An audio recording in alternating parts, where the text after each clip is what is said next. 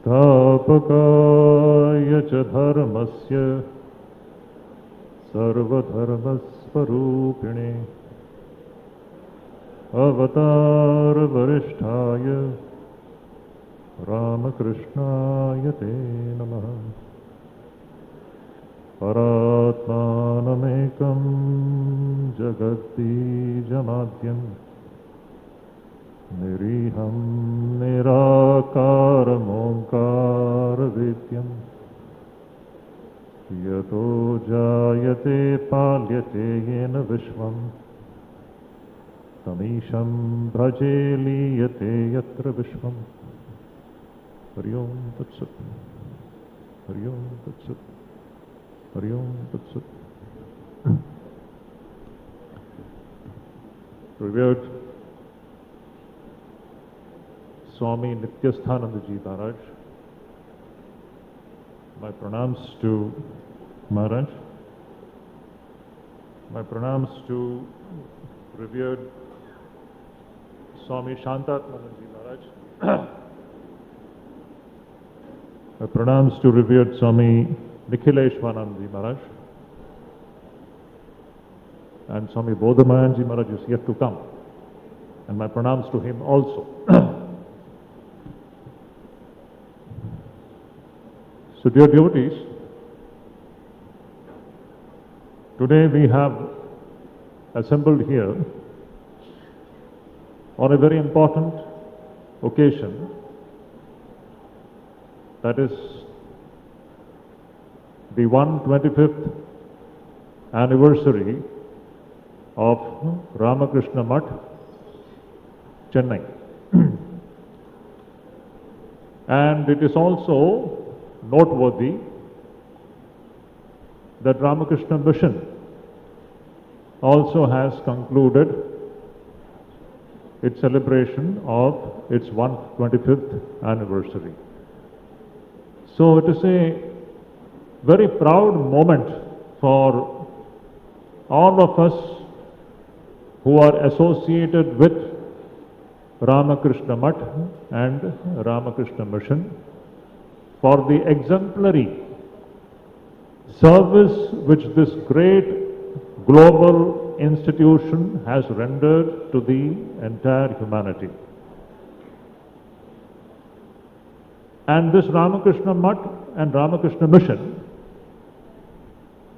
along with, I should say, the nuns of the Ramakrishna Sharda Mission and Sharda Math, all the lay devotees, and all those who have subscribed to Ramakrishna Bhavadhara, all of them put together, they comprise the Ramakrishna Sangha or the Ramakrishna order. It is a family. It's a family consisting of the monks, the nuns, the lay members, all of them who have subscribed to this universal Bhavadhara of Sri Ramakrishna. What is the Sri Ramakrishna's Bhavadhara which we are talking about? It is the Ramakrishna's view of the human being and the way of life which he prescribes. It is Ramakrishna's view as well as way of human life, which is what we actually refer to as Ramakrishna Bhavadhara. Now when we are talking about this Ramakrishna Bhavadhara, we should remember that this Bhavadhara is a rare spiritual phenomenon in the world today. It's really a very rare spiritual phenomenon. And at the center of this great spiritual phenomenon, we have the most attractive personality of Sri Ramakrishna. And when we think about Sri Ramakrishna, obviously certain questions come to our mind. What is that we see in Sri Ramakrishna's life? Now all of us are devotees of Sri Ramakrishna, What does it mean to meditate on Sri Ramakrishna? Most of us are here initiated devotees, and we have been asked to meditate on Sri Ramakrishna. What do we mean by meditating on Sri Ramakrishna? Or, in another way, we should ask, what do we find in Sri Ramakrishna's personality?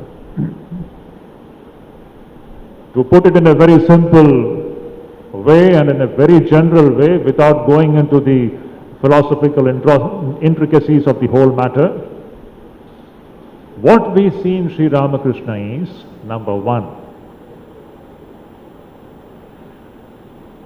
intense love for that which is Satyam. Brahman alone is Satyam. Bhagavan alone is Satyam.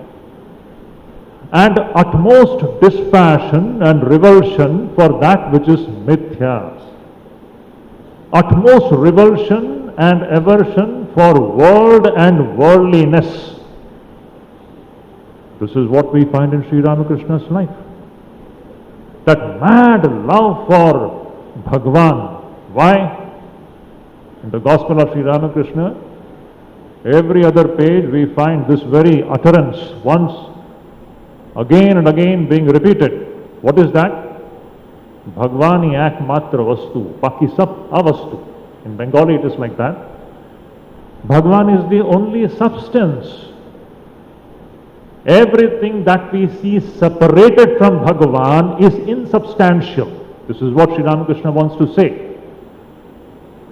The eternal Vedantic principle which has been given ages ago, Brahman Satyam, Jagat Mithya, we find Sri Ramakrishna a living demonstration of that.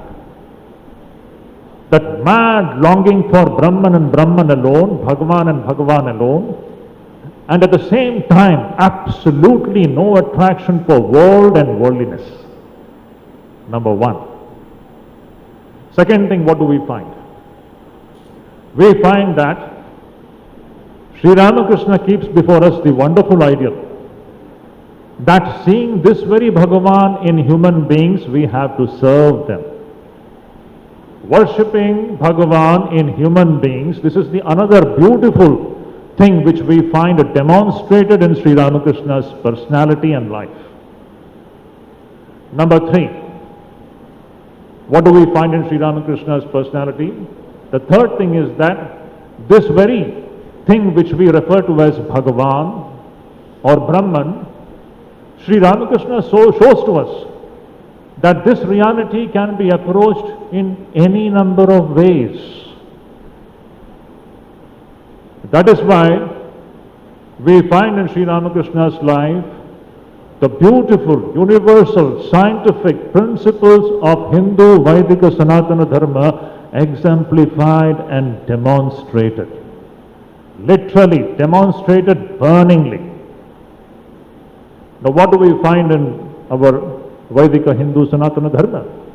It is a very important point. The Vedas tell us that what ultimately exists is only one reality. And that reality is called as Ekamevadvitiyam Brahma.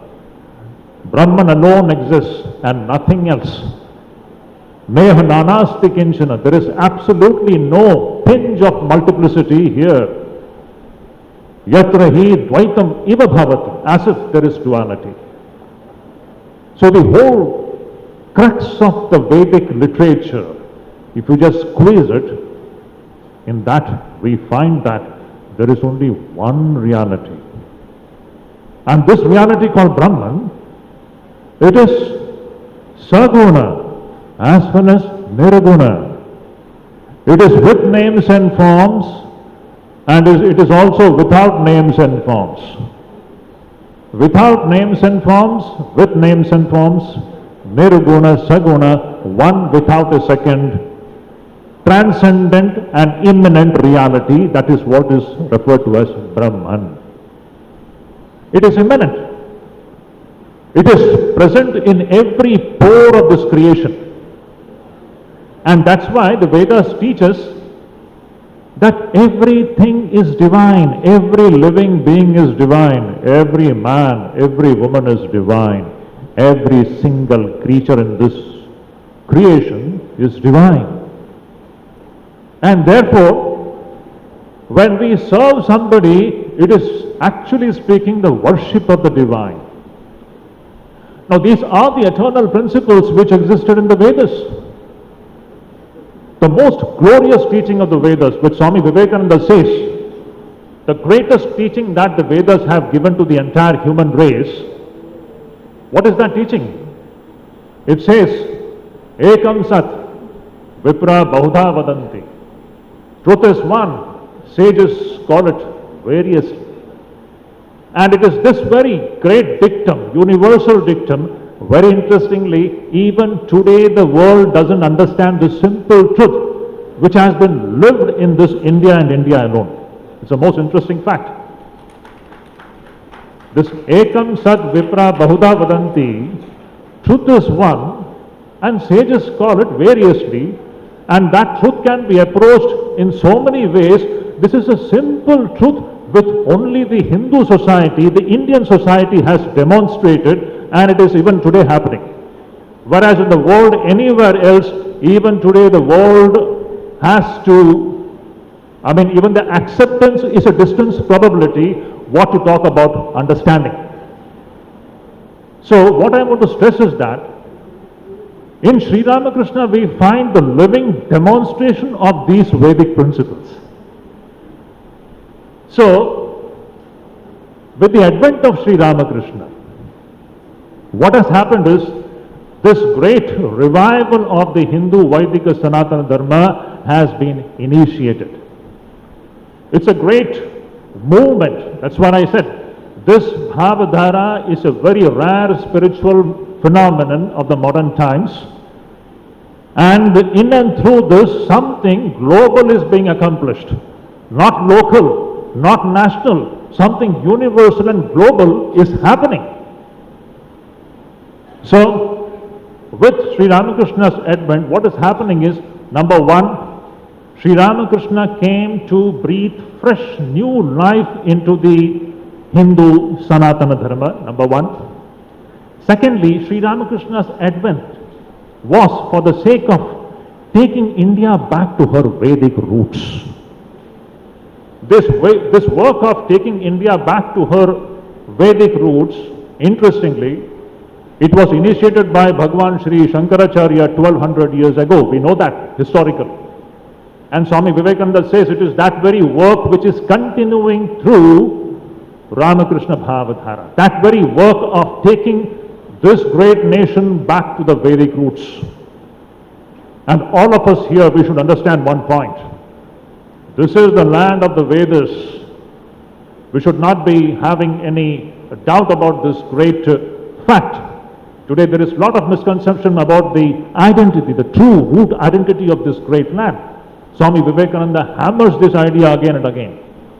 So in Sri Ramakrishna we find this, his advent actually marks this great movement to take India back to her Vedic roots. And with this, with the new awakening in the Indian society, what is going to happen is the whole world is going to be benefited. So through a Prabuddha Bharata, a Prabuddha Vishwa is going to be brought about. So Sri Ramakrishna came, Vivekananda came to awaken India from a deep, long slumber which it has been deeply immersed in for the last 1,000 years. And with the awakening of the true Vedic India, the whole world is going to be benefited. Why I am saying this? In 1896, Swami Vivekananda had given a beautiful statement, perhaps in England, when he was in England. He said that in America I have just started my work. I have just raised one or two waves. We have to raise a tidal wave. The society has to be turned upside down. The world has to be given a new civilization. What a wonderful utterance. In 1896, Vivekananda is saying that the world has to be given a new civilization. Just imagine his foresight. He is thinking about a new world of the future whose basic foundation will be spirituality. The only purpose of India's existence is to provide spirituality to the entire human race. Vivekananda again and again says, this is the main mission of this great country called Bharat. Otherwise, India has got no other purpose. It is existing for this very one thing, to give a new spiritual foundation to the entire human race. Now, one more point and I shall finish my talk. There is not much time. Now, this is the reason why I say that this Sri Ramakrishna Bhavadhara is a rare spiritual phenomenon, because it is not sectarian, it is not local, it is not national, it is something which is meant for the entire human race, for the welfare of everybody. So, to be associated with this Bhavadhara is a very great good fortune. This point I had referred to earlier also in some of my talks, but I would like to place this point before all of you dear devotees and students, because it is very important. Bhagwan Sri Shankaracharya, in one of his masterpieces, he says, three things are extremely durlabham in human life. He says, durlabham trayamai vaitad devanugrahaitukam manushyatvam mumukshutvam mahapurusha samshrayah. Three things are extremely rare in this creation. Durlabham, he doesn't say sulabham. It is durlabham, very difficult to get, it's very rare. What are these three things? Birth in a human body, it is very rare. We don't understand the importance of being alive in a human body, number one. Second, the desire for moksha, the desire for liberation, it is even rarer than that. What is Sri Ramakrishna's function? We are all devotees of Sri Ramakrishna. Sri Ramakrishna's sole function is what? Khandana bhava bandhana. The first three words of the Ramakrishna Stotram, what does it refer to? To put an complete end to our sansaritvam. Khandana bhava bandhana. He stands for moksha. So this mumukshutvam is even a rare quality, Shankaracharya says. And the third thing which is even more difficult to get is Mahapurusha Samshrayah, the guidance of a Sadguru, the guidance of a true spiritual teacher. This is even more difficult. Now, in the same strain, I would want all the devotees to know one thing. Now, this Ramakrishna Bhavdhara, which we have been talking about here, which I stated that it is a rare spiritual phenomenon. Why I am saying it is a very rare spiritual phenomenon? Three things in the same vein we can say is extremely difficult for all of us to get. The first thing is Ramakrishna Bhakti. Devotion for Ramakrishna is not easy because he represents something universal. It is difficult for the human mind to become universal, leave all narrowness. When we are subscribing to Ramakrishna's Bhavatara, we have to sacrifice all pettiness, all narrowness, all smallness. It is difficult. Second thing which is more difficult than that is Ramakrishna Sangha Pravesha. To get associated with this Ramakrishna Sangha, as I said in the beginning of my talk, Ramakrishna Sangha is the family of people who have subscribed to Ramakrishna Bhavadhara. It is a family which is completely devoted to moksha, and it is a family which is devoted to the welfare of the entire human race. Atmano mokshartham jagathitāya. So this is a very unique family. To get entry into this Sangha is more difficult than that. And the last point is Ramakrishna Sanghatma Bhava.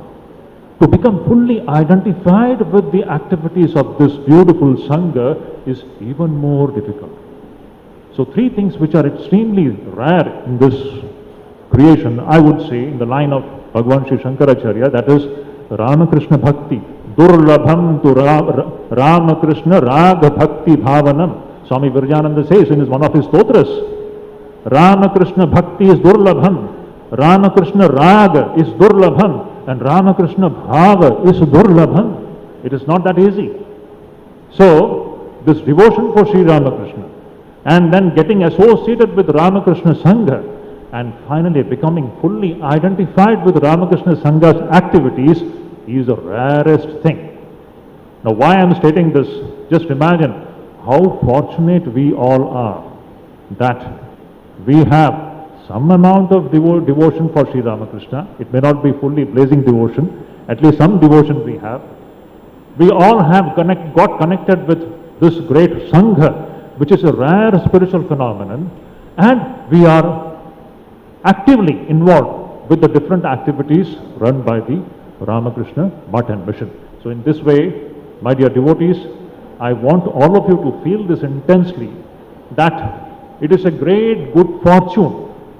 Today morning, revered Subidananda Ji Maharaj, in his talk, he was talking about Ramakrishna's eternal call. He has called all of us. He has called, come, come. That is why, if these three things are happening, we should remember it is happening by Sri Ramakrishna's grace and anugraha. If we have come here to this great, rare spiritual phenomenon, it is owing to Ramakrishna's eternal call. So how blessed we are, how fortunate we are that we have become the part of this unique spiritual organization. So we have to see to it that as a devotee of this great personality called Ramakrishna, we should remember its ultimate ideal is this great principle of Atmano Mokshartham and Jagat Hitaya. We are a family which is dedicated to the ideal of moksha on the one side and working for the well-being of the entire human race. Thank you so much.